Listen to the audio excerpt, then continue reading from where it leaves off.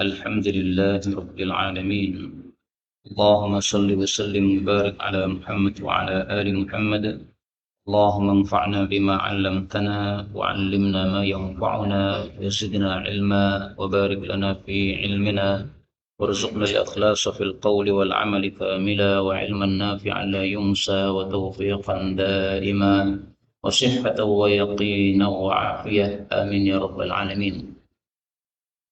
Alhamdulillah kaum muslimin rahimakumullah, kita lanjutkan pengajian tafsir Al-Quran satu hari satu halaman, dan kita masih membahas surah An-Nisa.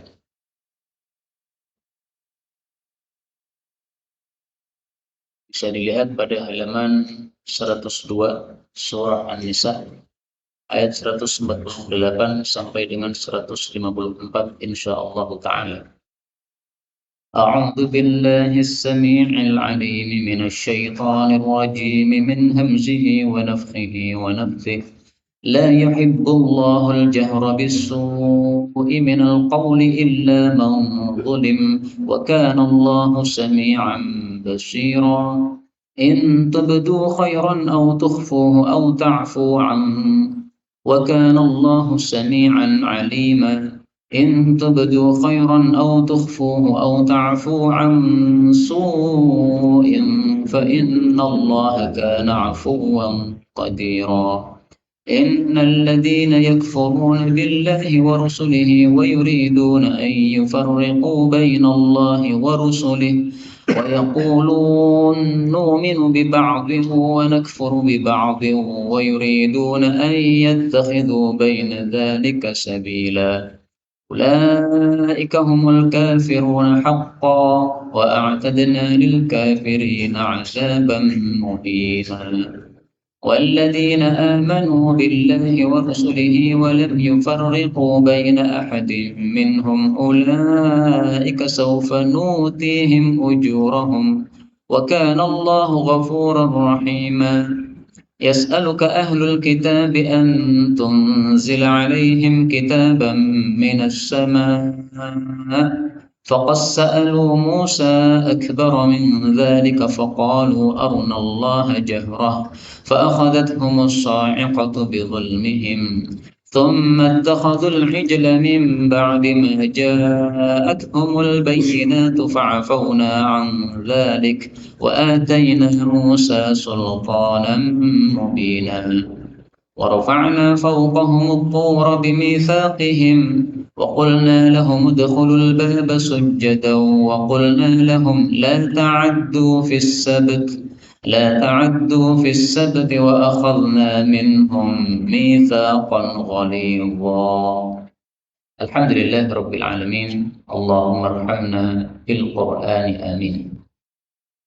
Pada ayat-ayat yang kita baca ini ada beberapa kata yang bisa dibaca dengan dua bacaan.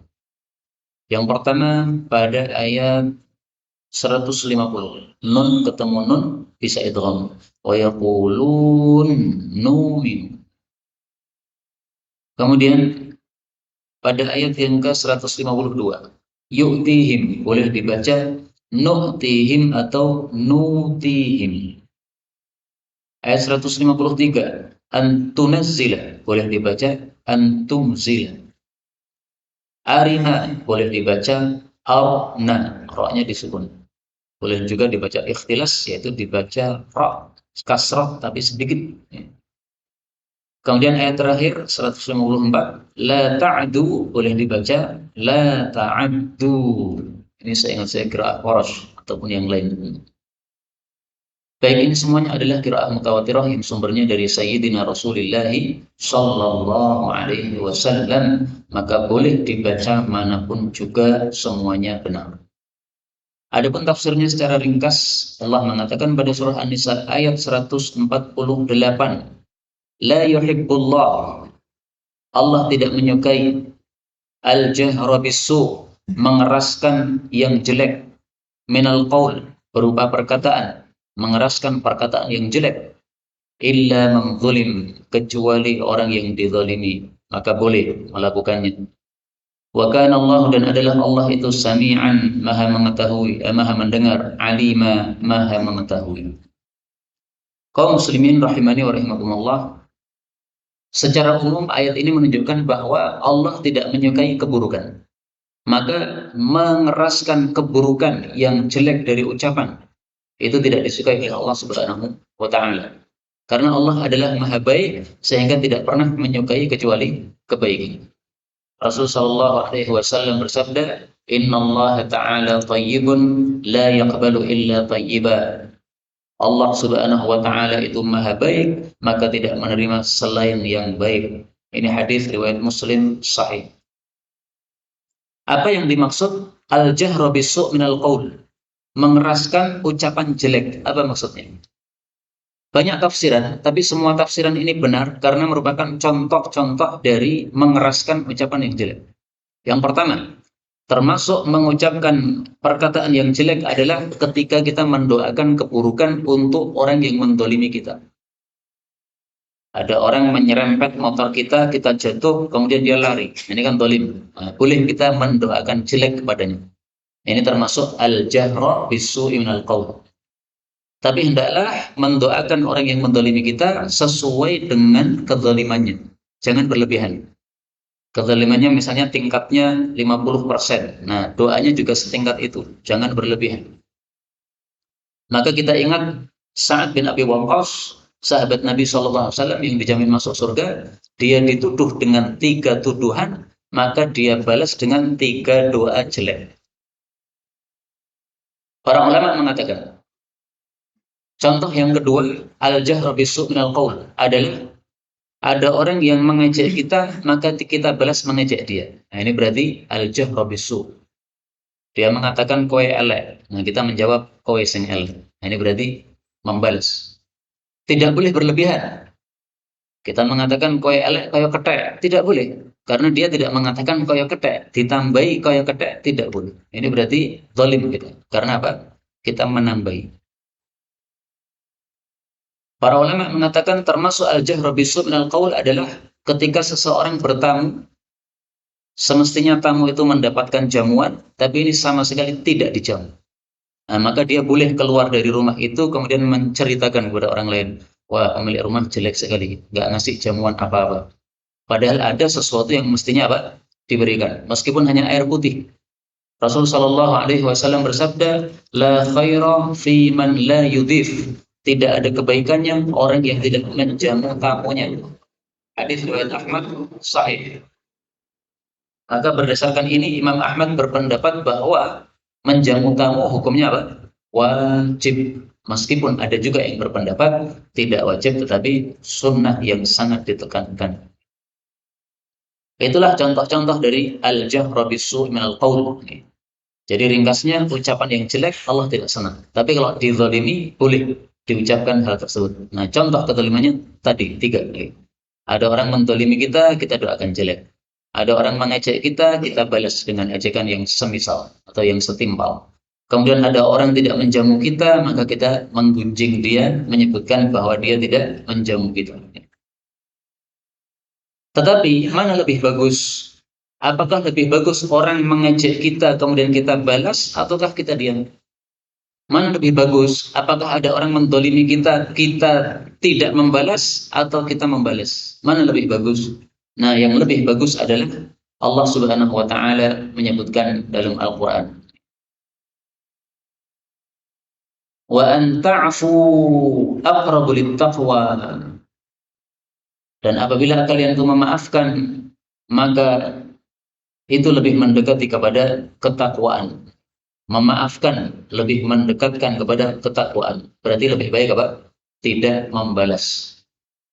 Demikian juga Allah Subhanahu wa taala mengatakan wa jazaa'u sayyi'atin sayyi'atun mithluha. Balasan keburukan adalah keburukan yang setimpal. Artinya boleh kita membalas keburukan dengan keburukan yang setimpal. Dia mengejek, kita balas mengejek, boleh. Tapi Allah mengatakan faman afa wa aslah, siapa yang memaafkan dan memperbaiki diri, fa ajruhu 'ala Allah, pahalanya dijamin oleh Allah Subhanahu wa taala. Innahu la yuhibbul zalimin, Allah tidak menyukai orang-orang yang zalim. Nah, maka lebih baik kita diam.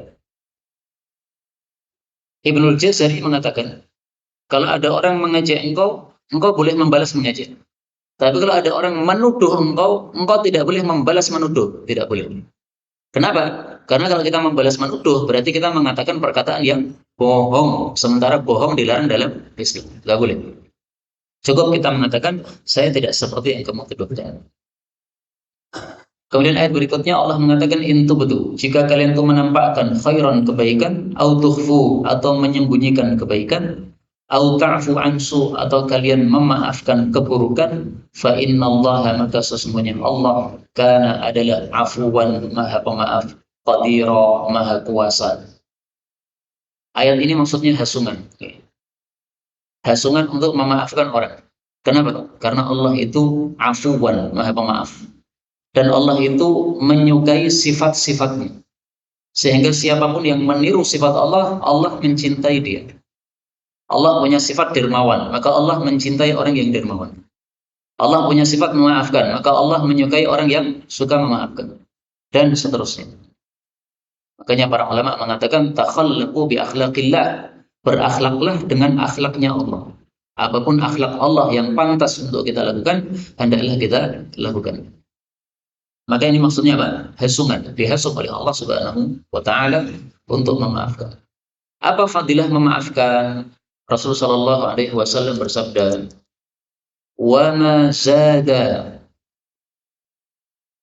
Allahu 'abdan," dan tidaklah Allah menambah kepada seorang hamba bi'afwin dengan sebab permaafan yang dia berikan kepada orang lain illa izza, kecuali dia tambah mulia, tambah agung. Terutama di mata orang yang dimaafkan. Ada orang berbuat jelek kepada kita, kita maafkan. Nah, dia akan melihat kita orang yang utama, orang yang agung. Dan dia tidak akan berani mendolimi kita lagi. Ya, karena sudah melihat keagungan kita. Ini hadis riwayat Muslim sahih. Dan inilah yang dilakukan oleh Sayyidina Rasulullah sallallahu alaihi wasallam. Dalam sirah disebutkan, sangat sering sekali disebutkan, Rasulullah melewati suatu jalan diludahi atau dilempari kotoran oleh orang-orang kafir, orang Yahudi. Suatu saat ini orang tidak melempari kotoran, maka dicari oleh Rasul. Ternyata dia sedang sakit, dijenguk oleh Rasul SAW. Maka dia langsung mengucapkan syahadatain. Kenapa? Orang-orang sekitar dia belum menjenguk dia. Tapi ini justru yang pertama kali menjenguk adalah orang yang beliau yang suka diganggu oleh orang ini. Nah, ini adalah contoh memaafkan itu menambah izan, menambah kemuliaan.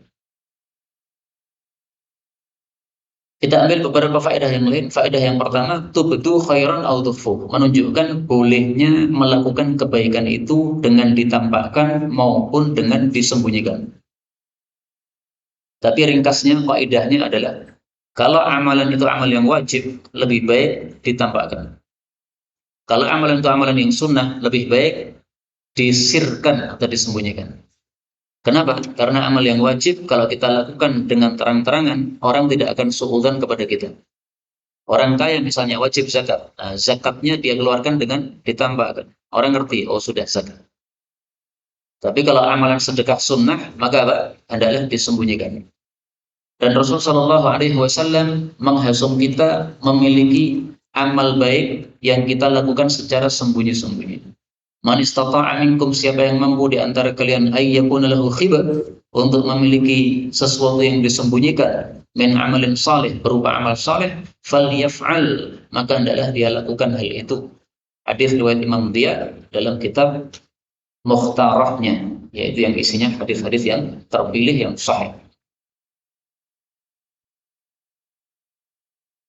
Kemudian faedah berikutnya, di sini Allah mengatakan Allah itu maha pemaaf dan maha kuasa.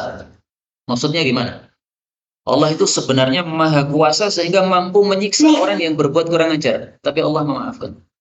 Nah, maka maksudnya manusia yang tidak maha kuasa semestinya lebih memaafkan. Dia mau membalas saja nggak bisa. Nah, daripada tidak bisa membalas akhirnya dongkol, lebih baik apa?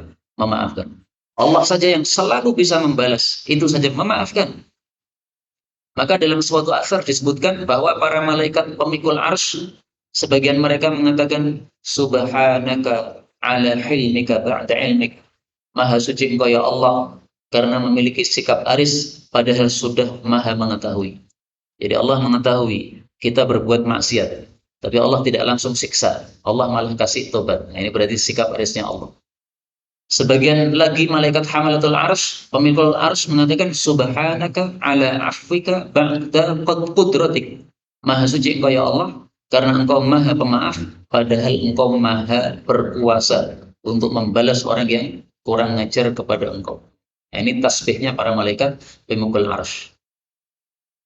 150 Allah mengatakan innalladzina, sesungguhnya orang-orang yang yakfuruna kafir billahi kepada Allah wa rusulih dan rasul-rasulnya Allah, jumlahnya 315 rasul, wa yuriduna dan mereka ingin ayyufarriqu untuk memisahkan bainallah wa rusulih, antara Allah dan rasulnya, artinya tidak diimani semuanya. Wa yaquluna dan mereka mengatakan nu'minu bi ba'din, kami beriman kepada sebagian, yaitu sebagian rasul. Wa nakfuru bi ba'd, dan kami kafir kepada sebagian yang lain, sebagian rasul yang lain.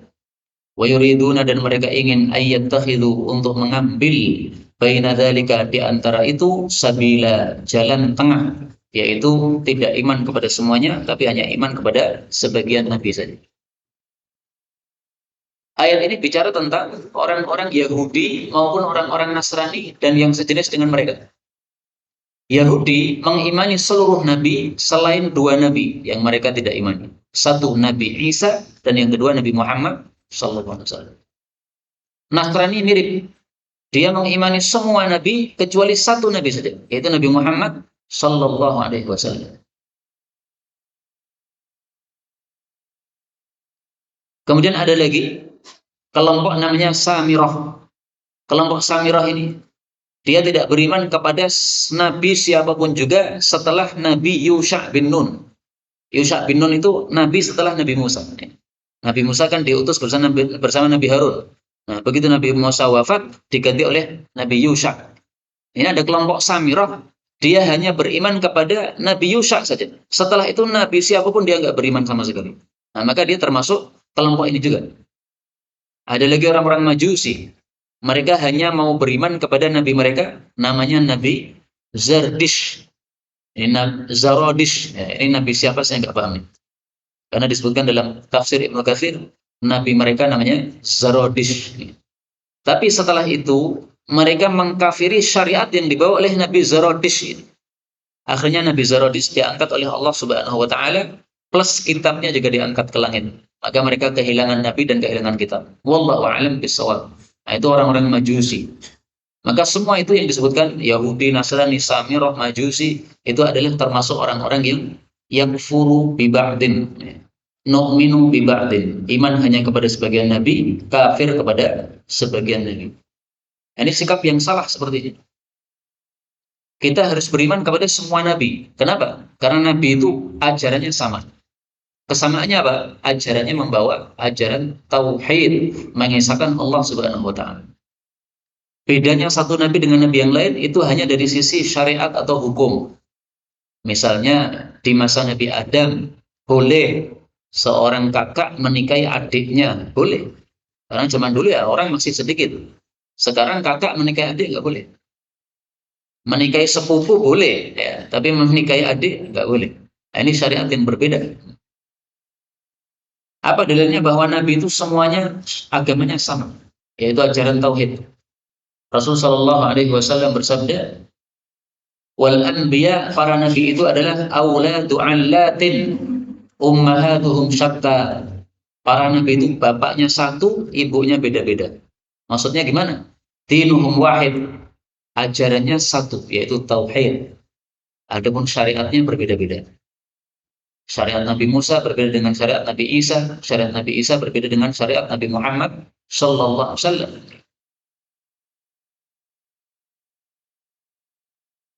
Karena itu orang-orang yang iman kepada sebagian nabi saja, ini oleh Allah disempel pada ayat berikutnya 151, ulaika, mereka itu humul kafirun haqqan. Merekalah orang yang kafir sejati, kafir sesungguhnya. Wa a'tadna, dan kami sudah siapkan lil kafirin, bagi orang-orang yang kafir, adzaban muhina, siksaan yang menghinakan, maksudnya api neraka. Jadi ringkasnya ayat ini menunjukkan kafir kepada satu nabi sama dengan kafir kepada semua nabi. Maka Nabi Musa diimani oleh orang-orang Yahudi, tapi hakikatnya kafir kepada Nabi Musa. Kenapa? Karena Nabi Musa mengatakan, nanti kalau ada Nabi setelah saya, kalian imani. Ternyata Nabi Isa muncul, mereka tidak mau iman. Berarti sama dengan menolak Nabi Musa alaihissalatu wassalam. Ngakunya saja mereka, kami pengikut Nabi Musa, ngaku saja, tapi sebenarnya tidak. Maka hukum ini mirip dengan orang yang mengimani sebagian ayat Quran, mengkafiri sebagian ayat Quran. Kafir total itu sudah. Dalilnya dalam Al-Quran Allah mengatakan apa?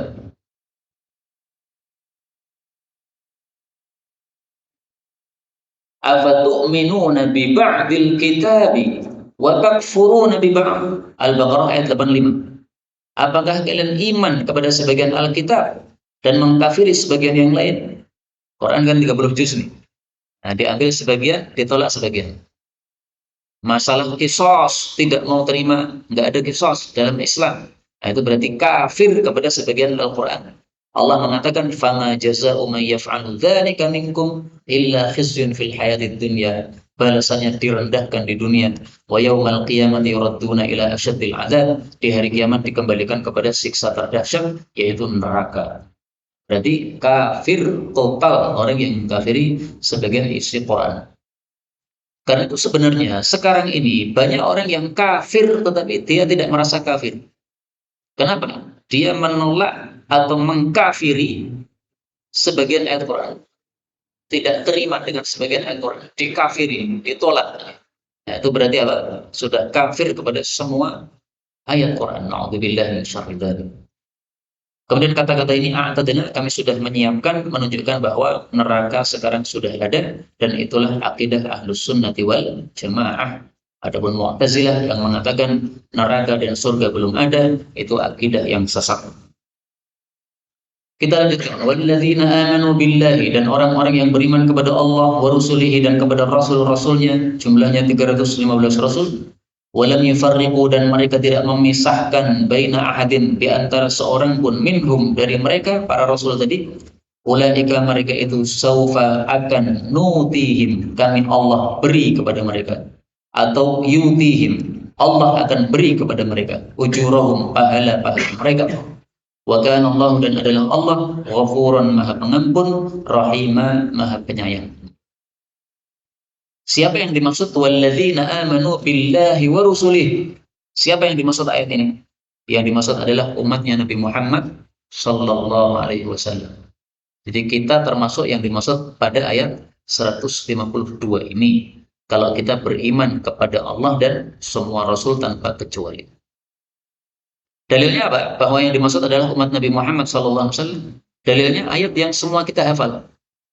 Amanar rasulu bima unzila ilaihi min rabbih wal mu'minun kullun amana billahi wa malaikatihi wa kutubihi wa rusulihi la nufarriqu baina ahadin min rusulihi. Telah beriman Rasul, yaitu Nabi Muhammad sallallahu alaihi wasallam, terhadap apa yang diturunkan kepadanya dari Rabb-nya, yaitu Al-Quran. Wal mu'minun, dan seluruh orang beriman juga seperti itu beriman. Ini yang dimaksud umat beliau. Kullun amana billah wa malaikatihi wa kutubihi wa rusulihi. Semua mereka iman kepada Allah dan malaikatnya dan kitabnya dan rasulnya, dan mereka mengatakan kami tidak memisahkan antara siapapun dari rasul-rasul Allah Subhanahu wa taala. Semuanya rasul, semuanya kita iman. Hanya bedanya gini. Iman kepada Nabi Muhammad SAW itu iman kita secara tafsil, terperinci. Adapun iman kepada Nabi selain Nabi Muhammad, iman kita secara mujmal atau ijmal, secara global saja. Kita iman bahwa Nabi Musa adalah nabinya Allah. Kitabnya adalah kitabnya Allah. Ajarannya adalah ajaran Islam, ajaran Tauhid. Tapi apakah semua yang dibawa Nabi Musa kita terima? Tidak. Karena apa? Berlakunya untuk kaumnya Nabi Musa, bukan untuk kita. Maka yang kita wajib iman secara terperinci hanya kepada Nabi Muhammad SAW. Semua hukum Nabi harus kita pakai, semua berita Nabi harus kita percayai, tidak boleh kita tolak. Nah, itu terperinci seperti itu. Kemudian kata-kata ini, saufa, kami akan memberikan kepada mereka pahala mereka. Saufa dalam bahasa Arab itu adalah menunjukkan waktu yang akan datang dan ada jedanya. Maka ini menunjukkan bahwa pahala itu akan diberikan oleh Allah nanti, bukan sekarang. Jadi dunia ini bukan ladang mencari balasan dari Allah, bukan. Tapi ladang beramal. Karena itu sungguh hina orang-orang yang mengatakan saya sedekah 50.000 nanti harus kembali 500.000. Ini sungguh hina orang kayak gini. Dia mengira bahwa dunia ini ladang untuk mendapatkan apa? Balasan. Salah. Bukan untuk mendapatkan balasan dunia ini. Dunia hanya ladang untuk beramal. Adapun balasan nanti, dalilnya ini. Saufa, kami akan berikan kepada mereka pahala mereka. Mari kita lihat dalil yang lain. Perkataan dari Sayyidina Ali bin Abi Thalib radhiyallahu anhu. Diriwayatkan oleh Imam Bukhari, qala Ali bin Abi Thalib, berkata Ali bin Abi Thalib, irtahalatid dunya mudbirah, dunia pergi menjauh, semakin lama semakin menjauh, dan akhirat pergi semakin dekat. Masing-masing dari keduanya memiliki putra-putra. Jadilah kalian putra-putra akhirat, yaitu orang-orang yang mengejar pahala akhirat. Jangan menjadi putra-putra dunia. Fa innal yawma amal. Sekarang ini di dunia adalah ladang beramal. Wala hisaban, tidak ada hisab. Wa ghadan, adapun besok di akhirat, hisabun adalah tempat hisab. Wala amalun, sudah tidak ada lagi kesempatan beramal. Jadi dunia bukan untuk mendapatkan balasan, tapi mendapatkan apa? Melakukan amal. Jadi kita menanam, kemudian nanti akan kita memanen. Menanamnya di dunia, memanennya di akhirat. Meskipun orang itu dengan sebab amal yang baik, dia akan dibarokai hidupnya oleh Allah Subhanahu wa Ta'ala. Kemudian Allah mengatakan, yas'aluka, bertanya kepada engkau, atau meminta kepada engkau, ahlul kitabi, ahli kitab, antum sila, supaya engkau turunkan alaihim, kepada mereka, kitaban, satu kitab, minas sama, dari langit. Faqad sa'alu, maka sungguh mereka telah minta Musa, kepada Nabi Musa, akbar, yang lebih besar, min dzalika, dari hal itu. Faqalu, maka mereka mengatakan, arnallah, tampakkan, tunjukkan kepada kami Allah, jahratan, dengan terang-terangan. Fa'akhadathum, maka menimpa mereka as-sa'iqah, api dari langit, bidzulmihim, dengan sebab kezaliman mereka. Kemudian ittakhadhu, mereka menjadikan al-ijla, anak sapi, yaitu sebagai sesembahan. Min ba'di ma, setelah ja'adhum, datang kepada mereka al-bayyinat, mukjizat-mukjizat yang dibawa Nabi Musa. Fa'afauna, lalu kami maafkan lagi, an dzalik, dari hal tersebut. Wa ataina Musa, dan kami telah berikan Nabi Musa sultanan mubina, hujjah yang nyata, yaitu mukjizat yang dibawa oleh beliau yang menunjukkan kebenaran ajaran yang beliau bawa. Kaum muslimin rahimani wa rahimakumullah, ayat ini bicara tentang kekurangan ajaran orang-orang Yahudi. Jadi ahlul kitab di sini maksudnya siapa? Orang-orang Yahudi. Orang Yahudi mengatakan kepada Nabi Muhammad SAW, kalau kamu betul-betul Nabi, kamu harus bisa membawa kitab seperti Nabi Musa bawa kitab. Nabi Musa itu bawa kitab Taurat, langsung turun dari langit dalam bentuk kitab. Nah, kamu itu kitabnya mana? Kamu mengaku mendapatkan wahyu, tapi kitab nggak ada sama sekali. Jadi Nabi Muhammad nggak pernah bawa kitab, memang nggak bisa baca tulis. Nah, kalau Nabi Musa kan diturunkan dari langit kitab, sudah menerima dalam bentuk kitab, tinggal bacakan. Nah, mereka minta seperti itu. Maka yang dimaksud di sini kitab minas sama, satu kitab dari langit, maksudnya kitab seperti Taurat yang turun dari langit, yang bisa dibaca oleh manusia. Nah, maka Allah katakan, mereka mengatakan seperti itu, jangan heran, karena mereka sudah meminta kepada Nabi Musa sesuatu yang lebih besar, yaitu minta supaya Allah didatangkan supaya bisa dilihat mata. Ini kan kurang ajar sekali. Seolah-olah mereka mengatakan kalau Allah itu betul-betul ada. Sekarang kalau berani Allah nampilkan badannya kayak apa, tubuhnya Allah, jasadnya Allah kayak apa, Allah kok tidak bisa menampilkan diri, berarti dia nggak ada. Seolah-olah ngomong gitu. Maka ini sesuatu kekurangan ajaran yang dahsyat, maka langsung disiksa oleh Allah dengan sa'iqah, dengan api dari langit. Tentang sa'iqah ini bisa dilihat secara lebih rinci di dalam surat Al-Baqarah. Allah Subhanahu wa Ta'ala mengatakan pada surat Al-Baqarah ayat 55, Wa idh qultum ya Musa, ketika kalian mengatakan kepada Nabi Musa, wahai Musa, lan nu'mina laka hatta, kami tidak akan iman kepada engkau hatta narallah jahra, sehingga kami melihat Allah dengan terang-terangan.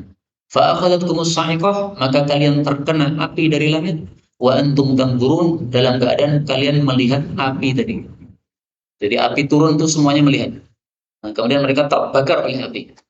Kira-kira mati atau tidak? Pasti mati ya. Jadi kayak kilat atau petir mengenai orang, ya pasti mati.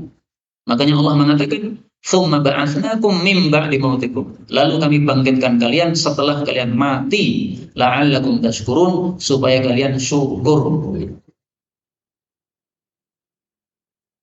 Apakah dengan sebab ini Yahudi kemudian berhenti dari kurang ajar mereka?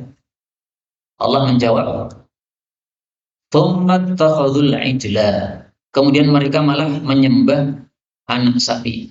Jadi kekurangan ajarnya tidak berhenti.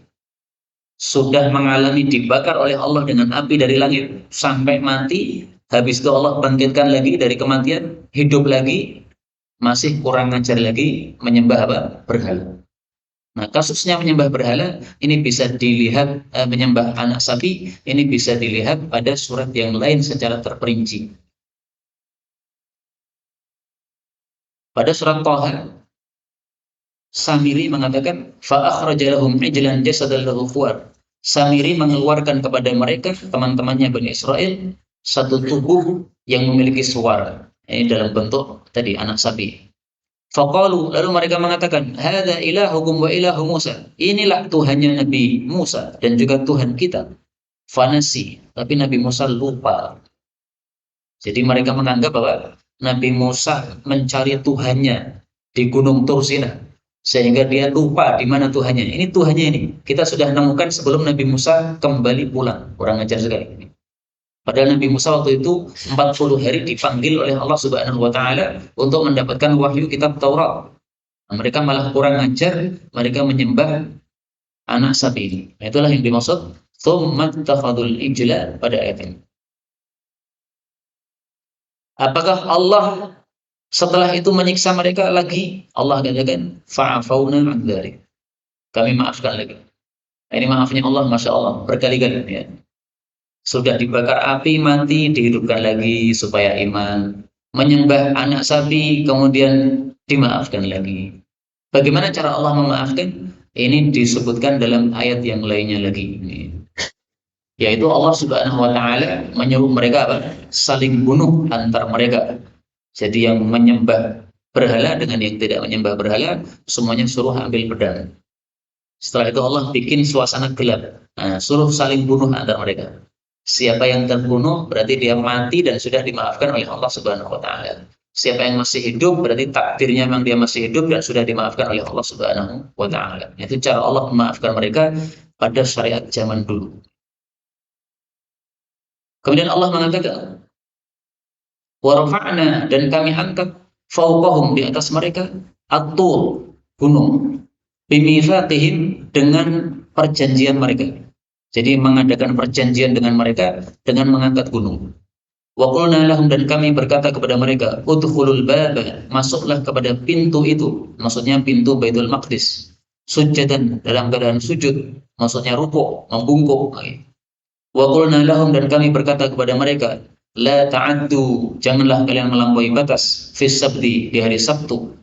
Wa akhawna, dan kami pun menyiksa, mengambil minhum, dari mereka, mitsaqan, perjanjian ghalidha, yang kuat.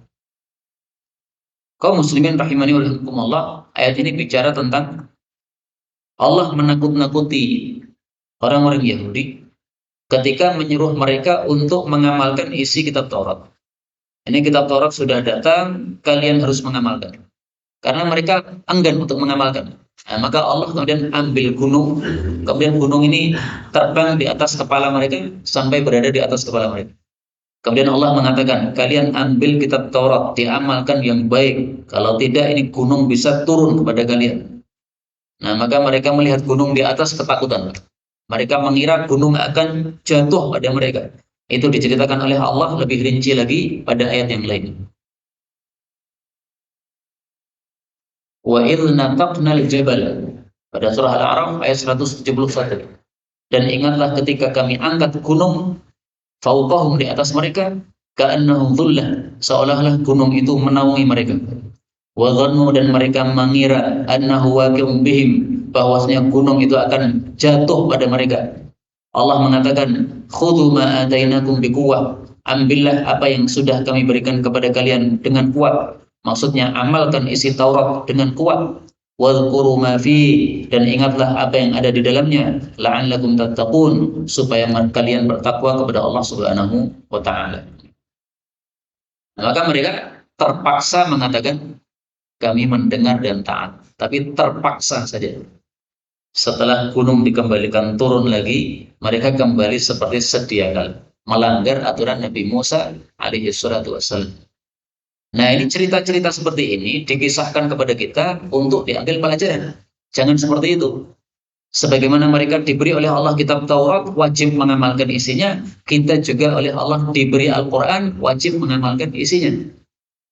Jangan kurang ajar sebagaimana Yahudi. Karena kalau kurang ajar seperti Yahudi, nanti kita bisa dihukum sebagaimana Yahudi juga. Ayat Quran dibaca, dipelajari, diamalkan isinya. Di sini Allah mengatakan udkhulul baba sujada, masuklah ke pintu dalam keadaan sujud. Pintu Baitul Maqdis. Dan mereka sambil masuk dengan sujud disuruh mengucapkan hittah, hittah. Hittah itu maksudnya ampuni dosa kami ya Allah. Itu disebutkan pada surah Al-Baqarah ayat 58. Wa il qulna dkhulu hadhihi al-qaryah. Ingatlah ketika kami berkata masuklah desa ini, Baitul Maqdis. Fakulu minha haitsu syi'tum ragada, silakan makan dimanapun kalian inginkan dengan longgar. Wadkhulul baba sujada, masuklah pintu Baitul Maqdis dengan sujud. Wa qulu hitta, ucapkanlah hitta, ampuni dosa kami. Dosa apa? Kata Ibnu Katsir, dosa karena tidak mau melakukan jihad. Allah menyuruh Bani Israel untuk melawan orang-orang Jababirah, yang orangnya besar-besar. Dan mereka ketakutan maka tidak mau jihad. Malah mengatakan kepada Nabi Musa, silahkan engkau dan Tuhanmu pergi sendiri. Kami duduk di sini nunggu aja. Kalau kalian menang nanti kami ikut. Tapi kalau tidak menang ya wes. Nabi ini mati ya wes. Masya Allah. Nah, maka mereka disuruh sujud dan disuruh mengucapkan hittah. Itu mereka melanggar lagi. Masuknya mestinya membungkuk badan begini, malah dibalik badannya, sambil membokongi apa? Negara yang mereka disuruh masuk padanya. Na'udzubillah. Ya memang membungkuk, tapi membungkuknya dengan membalikkan badan, berarti membokongi. Na'udzubillah. Kemudian disuruh mengatakan hittah, malah mereka tambahin nun di tengahnya. Hintah, hintah. Hintah itu artinya gandum, gandum. Ya Allah minta gandum, ya Allah minta gandum, minta duit kalau zaman sekarang ini. Kalau disuruh minta ampun malah minta duit, kurang ajar banget. Ini kekurangan ajaran Yahudi Bani Israel. Kalau sekarang mereka itu kurang ajar, sangat dahsyat kepada umat Islam, ya wajar. Kepada Nabi mereka saja mereka seperti ini. Apalagi kepada selain Nabi mereka seperti pada masa sekarang ini. Adapun yang dimaksud di sini la ta'tu fis sabt, jangan melampaui batas pada hari Sabtu, itu karena hari Sabtu adalah hari ibadah mereka. Yahudi hari ibadahnya hari Sabtu, Nasrani hari ibadahnya hari Ahad, umat Islam hari ibadahnya hari Jumat. Maka urutannya Jumat, Sabtu, Ahad. Jumat ini kaum muslimin, Sabtu ini umat Nabi Musa, Ahad ini umat Nabi Isa. Maka besok pun ketika masuk surga diurutkan seperti itu. Dikumpulkan umatnya Nabi Musa, umatnya Nabi Isa, umatnya Nabi Muhammad, dan semua manusia yang lain. Nah, yang didahulukan masuk surga umatnya Nabi Muhammad SAW. Setelah itu baru siapa? Umatnya Nabi Musa, karena hari Sabtu ibadah mereka. Kemudian setelah itu baru umatnya Nabi Isa AS. Maka Nabi mengatakan nahnu sabiqunal akhirun. Kami ini umat terakhir tapi masuk surganya yang duluan. Kenapa? Diurutkan harinya Jumat, Sabtu, Ahad. Ini fadilah yang diberikan oleh Allah kepada umat Nabi Muhammad SAW. Apa yang dimaksud la ta'addu, jangan melanggar di hari Sabtu. Disebutkan di dalam ayat yang lain. Allah mengatakan pada surah Al-A'raf ayat 163, "Wasalhum 'anil qaryati allati kanat hadiratal bahr." Ini boleh dibaca wasalhum. Tanyalah mereka tentang desa yang ada di dekat laut. Idh ya'duna fis sabt, ketika mereka melampaui batas pada hari Sabtu, pada hari ibadah mereka. Hittatihim hitanuhum yawma sabtihim syur'a. Pada hari Sabtu ikan-ikan datang kepada mereka dengan menyembul, ya, jadi kelihatan di permukaan air. Wa yawma la yasbituna la ta'tihim kadzalik. Tapi selain hari Sabtu ikannya tidak datang seperti itu. Padahal Allah kasih aturan, hari Sabtu jangan menjala ikan, karena ini hari ibadah. Hari ibadah, fokus ibadah. Nah, mereka akhirnya ya'dun, melampaui batas. Caranya gimana? Malam Sabtu, hari Jumat, mereka pasang jaringnya. Hari Sabtunya mereka ibadah. Kemudian nanti Ahad paginya diambil jaringnya. Mereka mengatakan kami tetap ibadah hari Sabtu. Nah, itu Allah mengetahui bahwa seperti itu termasuk kekurangan ajaran. Maka Allah mengatakan bima kanu yafsukun. Mereka fasik dengan perbuatan seperti itu. Karena itu kita hari Jumat pun juga aturannya seperti itu. Nggak boleh jual beli. Sudah adzan Allahu Akbar, adzan Jumat, nah, maka tidak boleh kita melakukan transaksi haram. Bagaimana kalau diakali transaksinya secara otomatis lewat YouTube atau lewat internet misalnya? Nah, maka hukumnya sama dengan ini, tidak boleh. Harus dihentikan semuanya. Kalau sudah adzan Jumat, mau dilanjutkan silahkan nanti setelah Jumatan selesai. Kalau tidak, maka berarti ta'addu, itu berarti melampaui batas. Dan itu akan dihukum oleh Allah Subhanahu wa taala sebagaimana Allah mampu menghukum kepada Bani Israel. Inilah yang dapat kita pelajari pada pertemuan kali ini, benarnya dari Allah taala, kalaupun ada salahnya, fa astaghfirullahal azim li wa lakum walhamdulillahirabbil alamin.